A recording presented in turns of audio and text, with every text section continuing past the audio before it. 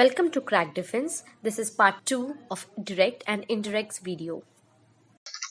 Now here are changes. We will see this list. Okay, direct to indirect speech changes. If there is a direct statement and the question is regarding change the direct to indirect, so you have to keep these changes in mind.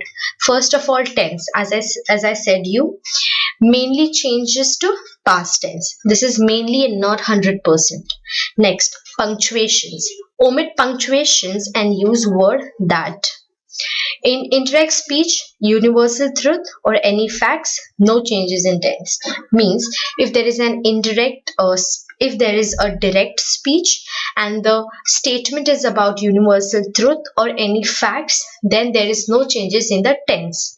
Now example, she said to me, I am from Brazil. Now this is a truth. She is from Brazil.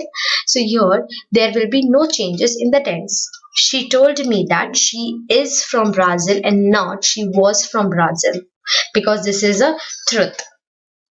Next, changes in modal. Now here we are talking about modal auxiliaries. Hope so you all know what are modal auxiliaries, and if you don't, please watch previous videos of parts of speech.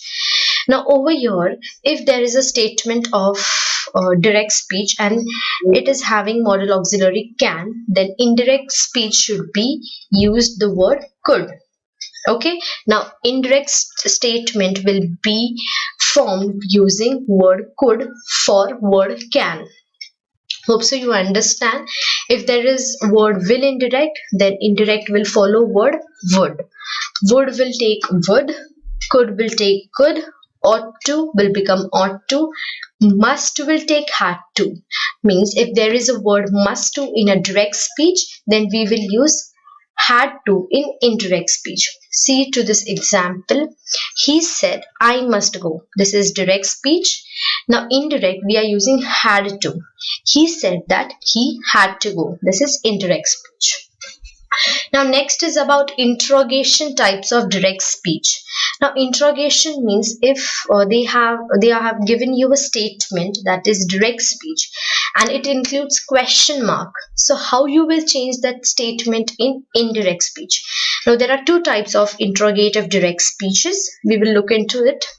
If the answer of a question can be given in yes or no, then use word if or whether. Means suppose there is a statement of direct speech and there is a interrogative statement. So if the answer of that question is in one word, that is yes or no, then we will use words like if or whether. Now we will see an example. A woman said to me, is she really driving? Now your answer can be yes or no, right? So here we will be using if or whether in indirect speech. A woman asked me if she was really driving. See, we have used word if. So this is how you have to solve the problem of interrogative direct speeches. Now we will look into certain questions. We will solve an examples on direct and indirect speech. Now question 1. He said to the dentist, I have a toothache. Now see, there are 4 options. We will look one by one each. He told the dentist that I have a toothache. See, this is wrong because as I said, there will be change in personal pronoun. I will not come in indirect speech. He told the dentist that he had gotten a toothache. This is absolutely wrong because there is a use of V3 which we will avoid in indirect speeches. He told the dentist that he had a toothache. This looks little pretty. We will keep this on hold and we will look for next option as well. He told the dentist that I have gotten, this is terrible sentence. This is not applicable anywhere. So as per the options we have seen, option C is the suitable indirect speech of the question number 1. This is how you have to solve the problems on direct and indirect speeches. Now question number 2. Mother said, will you tell me what it means, Preetham? Now over here it is a problem of interrogative direct speech. There is a question mark. Now you have to see whether we have to use if or whether. Now when are we going to use these 2 words? When the answer of a question is in one word format, that is yes, or no? Let's see. Mother said, will you tell me what it means, Preetham? See, now over here you can see, is the answer to this question is in one word format?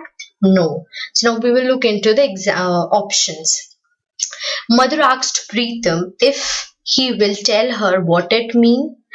Mother asked Preetham that he would tell her what it meant. Sorry. Mother asked Preetham if he would tell her what it meant. Mother asked Preetham that he will tell her what it. Okay, now over here I would like to explain you two things. First of all, we will not use any word between these two words. That is, we will not use if and not whether, because the answer of this question is not in one word, that is yes or no. So this statement is wrong, even this statement is wrong, and now we have only two options, that is option number B and option number C. Now you can see over here there is a modal auxiliary called will.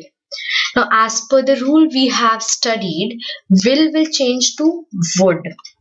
So here you can see mother asked Preetham that he would tell her what it meant. So here option number B is right and not option number D, because it is following the same auxiliary, which is wrong. This is how you are about to solve the examples. Next question.